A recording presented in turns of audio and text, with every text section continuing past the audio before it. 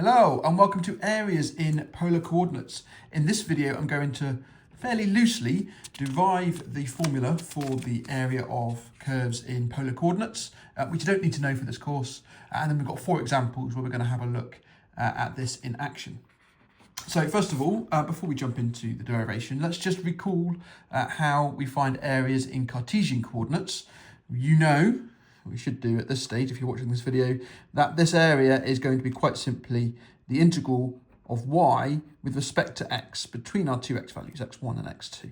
Okay, the curve is solely above the x-axis. We've got 2 vertical lines, x1 and x2, and by definition of integration, that's going to give us the area. But where does that formula come from? Well, consider taking this interval and splitting it down into lots and lots and lots and lots and lots of tiny strips. And each strip has a width of, let's say, delta x, some really, really small number, delta x. Lowercase delta emphasizes a really small change in x, delta x. Then one of these strips is going to be roughly a rectangle. It's going to have a little kind of curve on the top, but the smaller you make delta x, the closer this is going to look to a rectangle. So the area of the rectangle is going to be the y value at that point times the delta x value. And I'm going to put yi because y is going to change for each strip, but delta x will remain the same for each strip.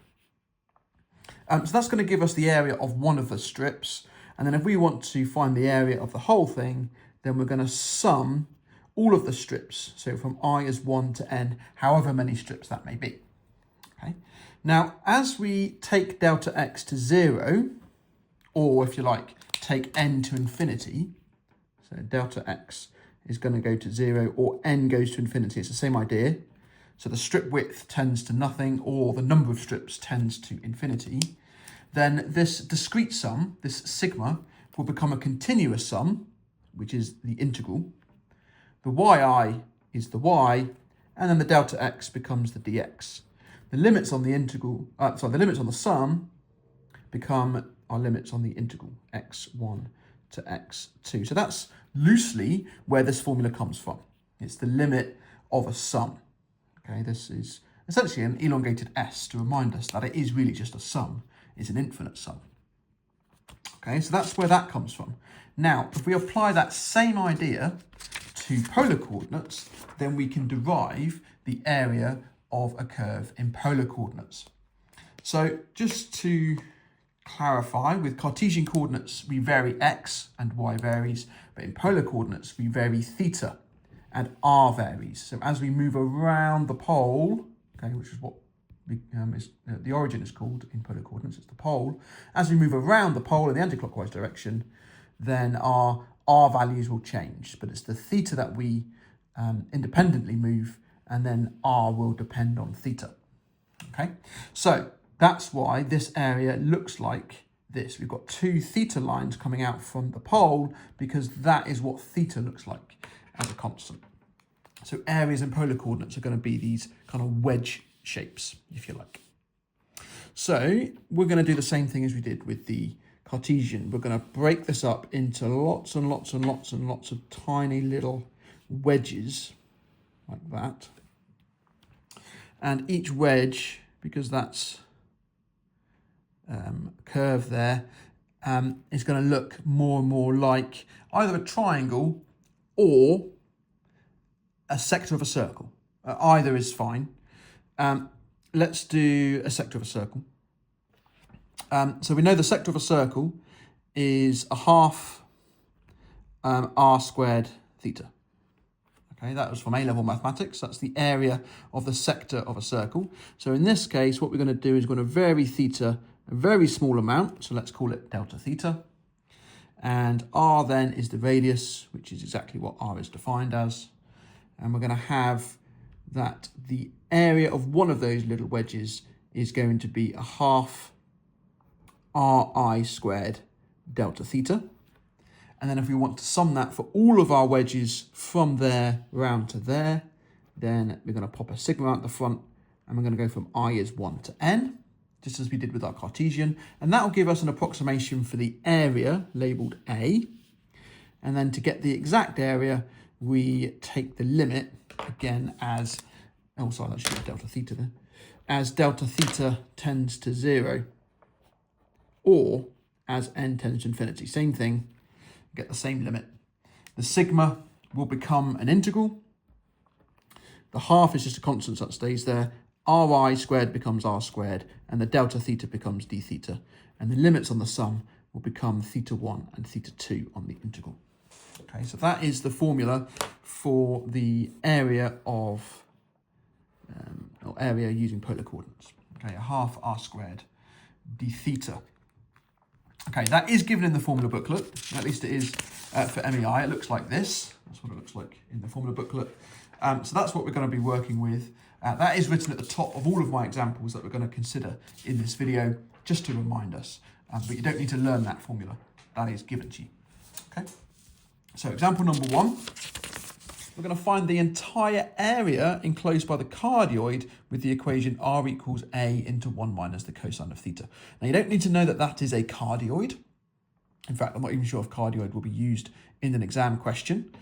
However, we do need to know how to sketch this curve anyway. It's one of the standard polar curves that you might come across in an exam. And we should perhaps use a GDC as well to have a go at sketching it. Now, when theta is 0, r is 0, so it's going to start from the origin, start from the pole. And the cardioid, therefore, is going to have its little bump on this side. So it's going to come up from the origin, or the pole. It's going to cross at 1 on the y-axis. It's going to come around across at -2 on the x, and then it's going to repeat that backwards, so it's mirrored in the x-axis.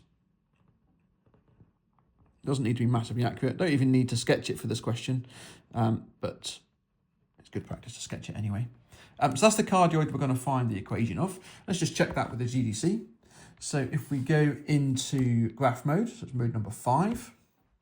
I've already got it into polar form, but if you're not in polar mode, it's not got an R, it's got a Y, then you need to push F3 for type and then F2 for R equals to put it into polar form. And then the equation has an A in it, which is unknown. We can't put that into the calculator, but it doesn't matter because all the A is going to do is make the whole thing bigger and smaller. So I'm just going to plug in 1 minus the cosine of theta. And to get the theta, I just pushed my variable button, x theta t. Because it's a polar graph, it recognises it, so it puts in a theta for me. So it recognises that already. You might need to change the V window, but it should look something like that, just to confirm our cardioid. Okay, so that's the shape that we're going to find the area of. I'm going to use this formula to do so. This is in the formula booklet. And because it's the whole shape, we're going to go from theta is 0 all the way around the pole to theta is 2 pi. So those are going to be the limits on our integral. So the area is going to be equal to a half multiplied by the integral from 0 to 2 pi, because theta is the variable that we're varying in the integral. It goes from 0 all the way around until we get to 2 pi. That completes the whole curve of r squared, which in this case is going to be 1 minus the cosine of theta squared times a squared, but a is a constant, so I'm actually going to bring that out of the integral over there, and then times that by d theta. Okay, right. So now I can just evaluate that integral. That's just an A-level integral. It's not too difficult at all. So it's the integral from 0 to 2 pi. We're going to have 1 minus twice the cosine of theta plus the cosine squared of theta, d theta.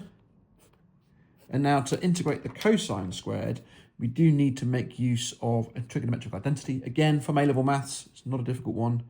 It is just half into 1 plus the cosine of 2 theta.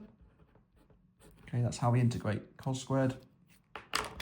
Substituting that in, we're going to get the area is equal to a squared over 2 times the integral from 0 to 2 pi of 1 plus a half is 3 halves minus 2 cos theta,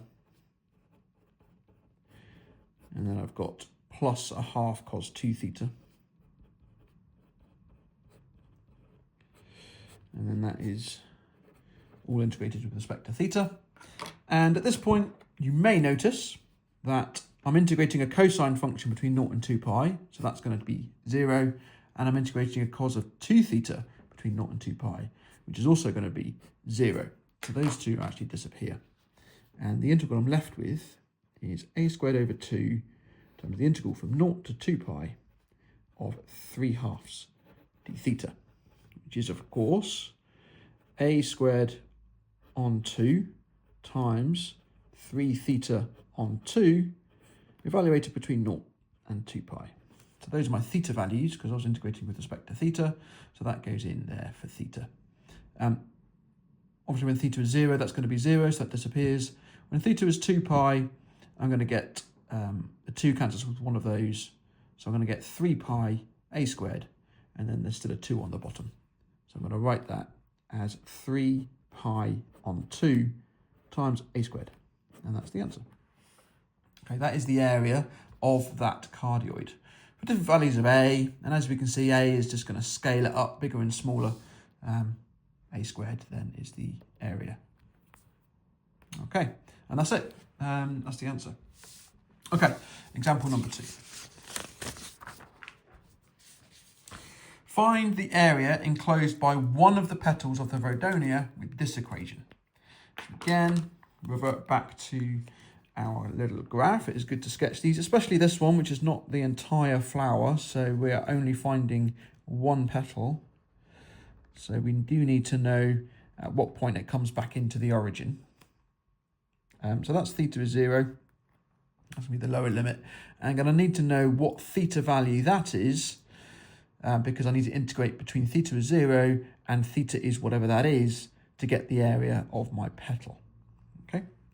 Again, that is one that we looked at sketching in a previous video. You can use your GDC again to sketch the petal, but this is the area we're going to try and find for this question.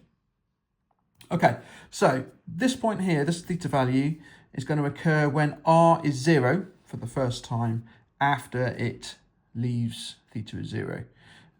So we know from the graph that sine of pi is the first time the sine is 0. Therefore, that we need that to be pi in there. So therefore, theta must be pi on 3. And if you know anything about the rhodonia graph in its entirety, then we know it's got that kind of threefold symmetry that happens. And then there are 3 sections of the graph which don't have any drawings. So it does split the whole circle up into sixths. So pi on 3 makes sense, but you do need to be able to get to that yourself.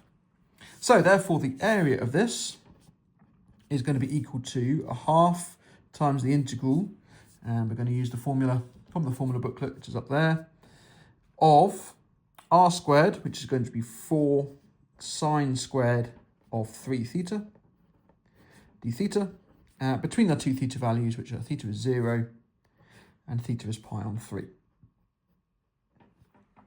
Incidentally, you could use other limits to get the same answer, but I'm just, according to my sketch, I'm just doing the first petal.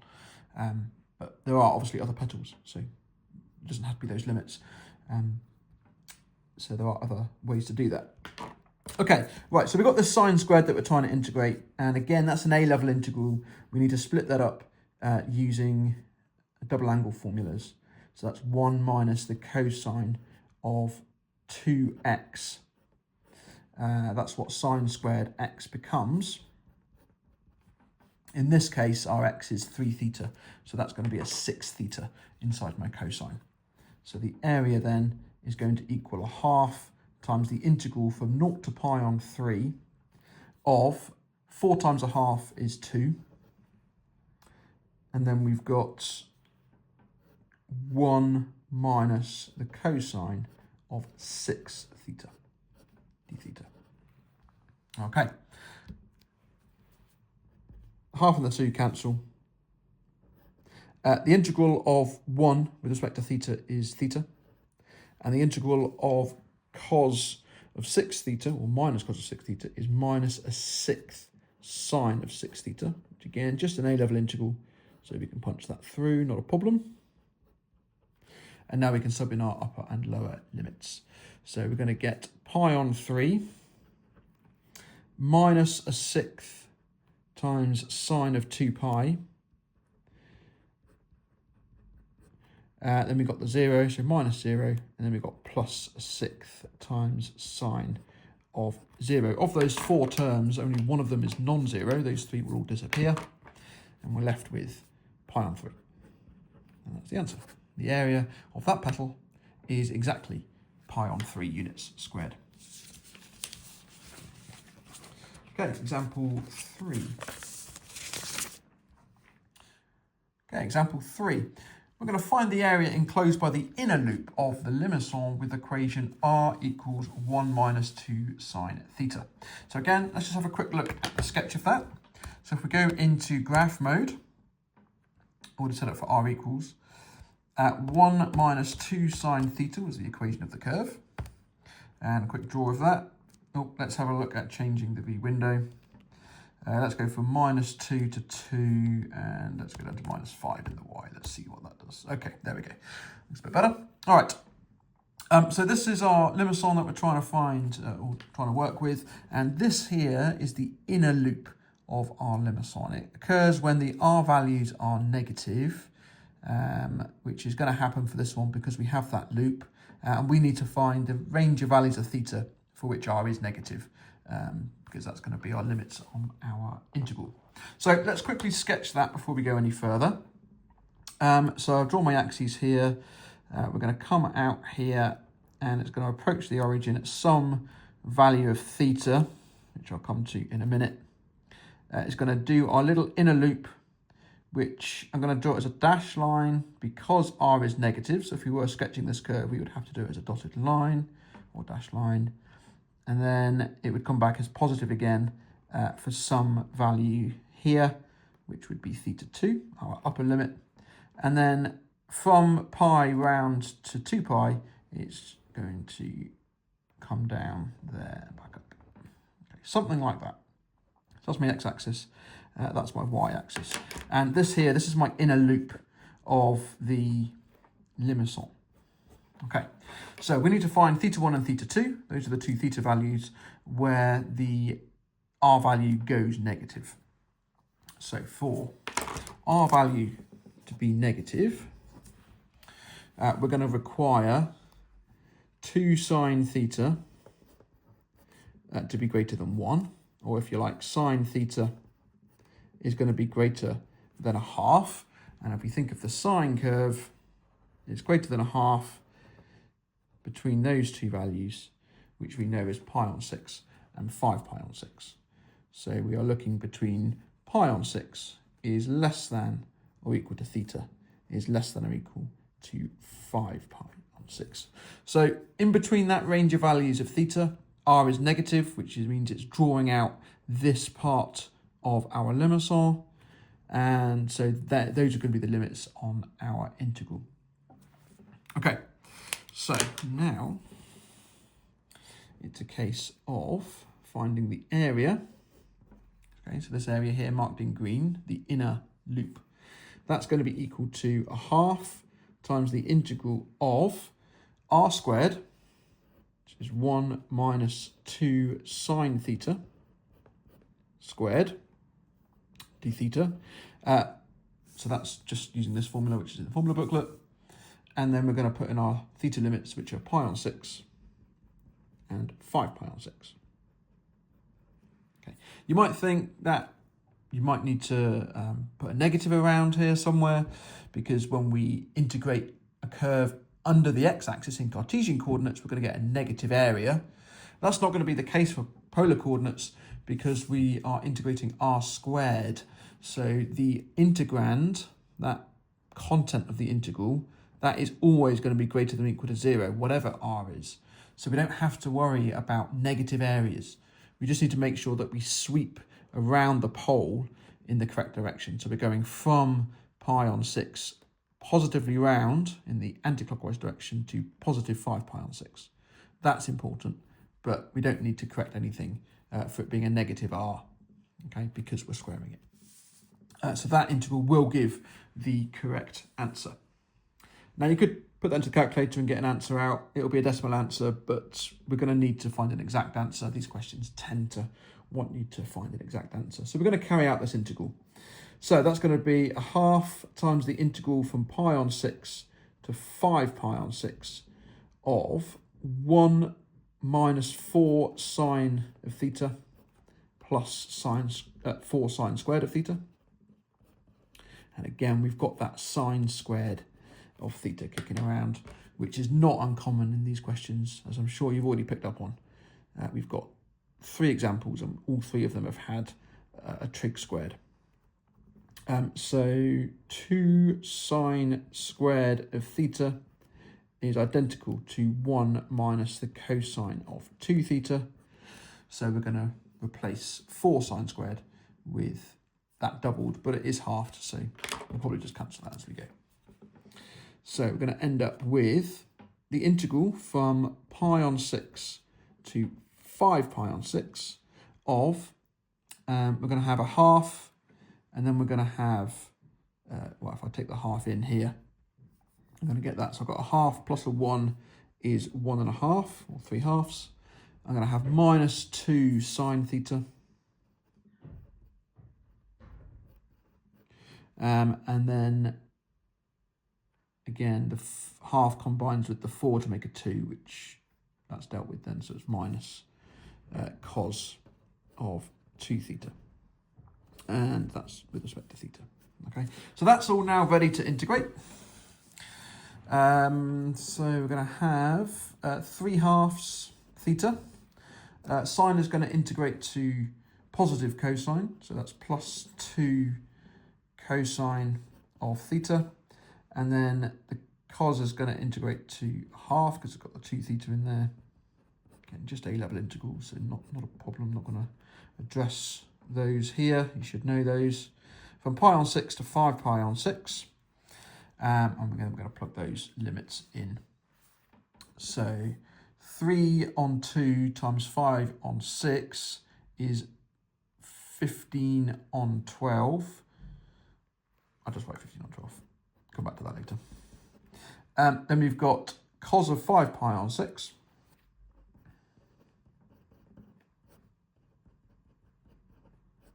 Minus a half sine of 5 pi on 3. Now we're plugging the pi on 6. That's going to be minus 3 pi on 12. And then we've got plus minus 2 cosine of pi on 6. And then we've got the minus, which is a plus a half sine of pi on 3. There are lots of things going on there. So just be careful not to make any sign errors or any substitution errors. It's really easy to do. So just be quite meticulous and methodical with how we write the answer. So I've got 15 pi on 12, subtract 3 pi on 12, leaves 12 pi on 12, which is pi. And then we've got these trig functions to worry about, which I'm just going to punch into the calculator, but technically these are ones that we should be familiar with anyway. But it's so easy to make a mistake. You don't want to be caught out making a mistake on these. So minus 0.5 sine of 5 pi on 6. And then I've dealt with the 3 pi on 12 already, so that can just be ignored. Minus 2 cos of pi on 6. And I've got plus half sine of pi on 3. Okay, that gives something that I wasn't expecting. So where did I go wrong? 2 cos 5 pi on 6 minus a half sine 5 pi on 3. There we go. 3 root 3 on 2. Okay. And then it is obviously worth checking your answer. So we've got pi minus 3 root 3 on 2. That's a mix of a pi and a surd. So your calculator won't give that as an exact answer. So if I do pi plus that negative number, that will give me a decimal version of the integral. And then if I go back up to the integral here, and then punch that into the calculator, 1 minus 2 sine. I do need to change it to y equals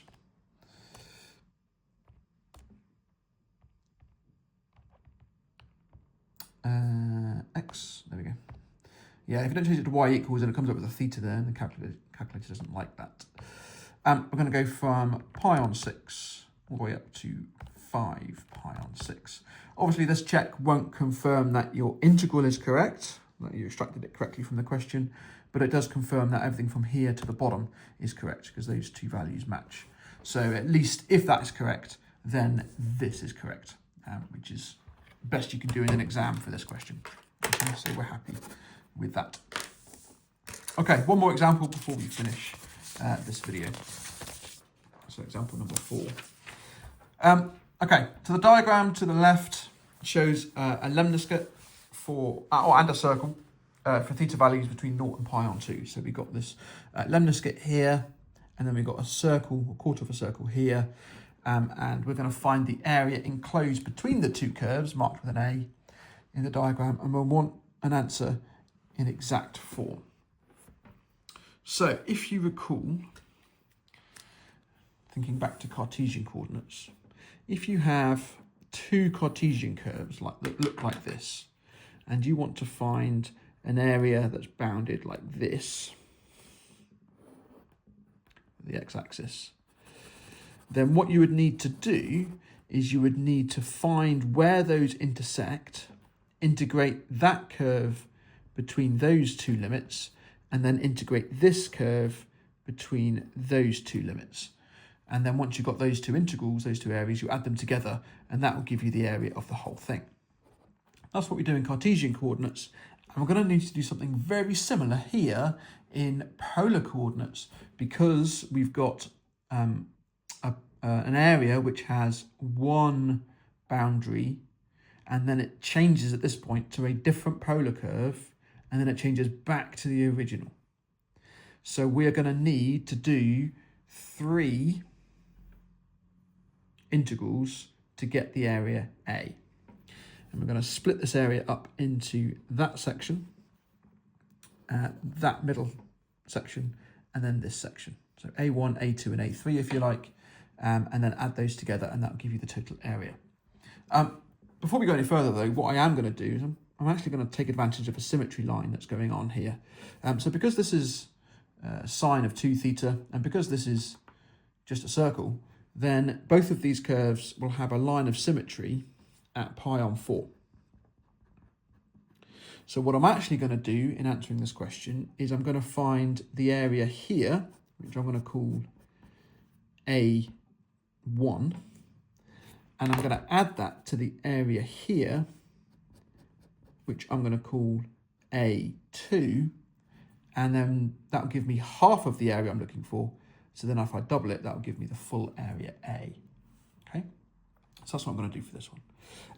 But before I go any further, I'm going to need to find what theta value that intersect occurs at. What is that theta value? So to find intersection of curves, what we're going to do is we're going to solve them simultaneously. So I've got r squared is this thing, I've got r is that thing, and solve them simultaneously to find a value of theta which satisfies them both. And that will give me both of those. But by symmetry, they should be either side of pi on 4. This is the one I'm interested in. I'm not going to use that one. So r squared was 16 times the sine of 2 theta. And r is equal to 2 root 2, that's the circle, but because that's r squared, that needs to be r squared. Okay, so I'm going to get 4 times 2, that's 8. So I need sine of 2 theta to equal a half. That implies that 2 theta is pi over, I think it's pi on 6. And then obviously half it. Theta is pi on 12. Okay, so that's the theta value here. That is theta is pi on 12. Okay. So A2, which was that bottom area, that is going to be equal to a half times the integral from 0 to pi on 12 of r squared, but r squared is actually already the subject of this, so I don't need to square this time. So do pay attention. 16 sine 2 theta because that is r squared d theta. And A1 was this area here, which is going to go from pi on 12 round to pi on 4. So A1 is going to be a half times the integral from pi on 12 to pi on 4. And that's r squared, which was 2 root 2 squared, which is 8 d theta. Okay, so that's those are the two pieces. Eventually, once I get those two, I'm going to add them together to give me half the area, and then I'm going to times it by 2. Okay, so the area is in fact going to be, times it by 2 ignores those, it's the integral from 0 to pi on 12 of 16 sine 2 theta d theta plus the integral from pi on 12 to pi on 4 of 8 d theta. And we can see the analogy to the Cartesian case where we have two separate areas and we add them together. We've got two separate areas and we're adding them together. We can't combine them because they're two different limits. Okay, so let's evaluate those. So this first one, the sine is going to go to a negative cosine and the 2 is going to come out as a divisor. So we're going to have the area is equal to negative 8 times the cosine of 2 theta, and that's evaluated between 0 and pi over 12. And then we're going to have this one, which is just 8 theta, and that's going to be evaluated between pi on 12 and pi on 4. Okay, so plugging in our limits, we're going to have minus 8 times the cosine of pi on 6 plus 8, because that's cos of 0 is 1, so plus 8. Plugging in the upper limit here, I'm going to get plus 2 pi. And then plugging in the lower limit, I'm going to get minus 8 pi on 12, which is 2 pi on 3. Okay. Cos of pi on 6 is root 3 on 2. So therefore that is minus 4 root 3 plus 8. That's 6 pi on 3, subtract 2 pi on 3 is 4 pi on 3. And then just tidy that up a little bit, although you're probably fine to leave it like that. I'm going to put the 4 out because all of those terms have got a 4 in it. Pi on 3 plus 2, subtract root 3. And that's my answer. So we can see this answer has got a surd, an integer, and a pi all wrapped up in there. That's not unheard of in polar coordinate areas. You'll tend to get a mix of 2 or all 3 of those things, so a surd, a pi, and a number. Okay, your calculator can't give you that as an exact answer. So what we're going to do is just double check the answer. It's good practice to do that where we can, and we certainly can here. So we're going to have 4 into pi over 3 plus 2 minus the square root of 3. That gives us this number here. And if we go back to our original integrals, which again, it doesn't check that these are right, but it does check that everything from there down is right. Then we're going to have the integral of 16 sine of 2 theta, or 2x, between 0 and pi on 12. And then we're going to add the integral of 8 between pi on 12 and pi on 4. They're the same. So that confirms that our answer here, at least all of this maths is correct. It doesn't confirm that all of this is correct, but it does confirm that that's correct. And that's a good thing to check.